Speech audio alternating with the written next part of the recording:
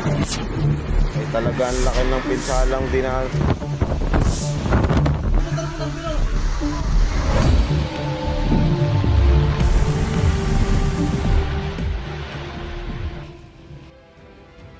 Naka-alerto ang mga residente sa Baseco, Maynila para sa posibleng pagbaha kapag nagtuloy-tuloy pa rin ang ulan dahil sa bagyong Aghon.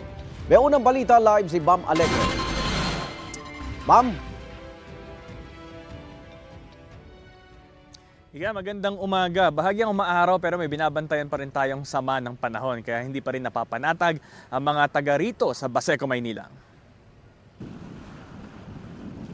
Sa kabila ng banta ng bagyong Aghon, naging mapayapa ang magdamag sa bahagi ng Manila Bay sa Baseco, Maynila.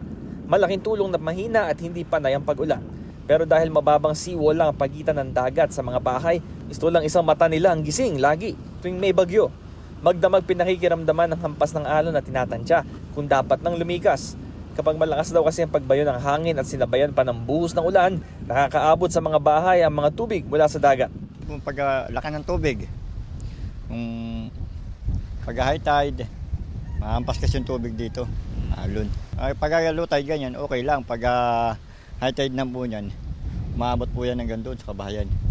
Malaking abala ito para sa mga residente rito kung sakali, pero nakasanayan na rin nila ito dahil bahagi ito ng buhay ng pagtira sa gilid ng tabing dagat tulad ni Freddy Adile na ilang dekada nang nakatira rito. Mataas ang ano. Diretso ang tubig sa lobby. Lumalaki ang tubig, alon pag tagbagyo.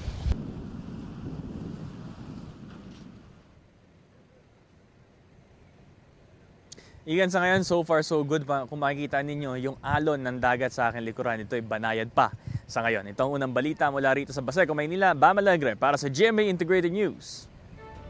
Igan, mauna ka sa mga balita. Mag-subscribe sa GMA Integrated News sa YouTube.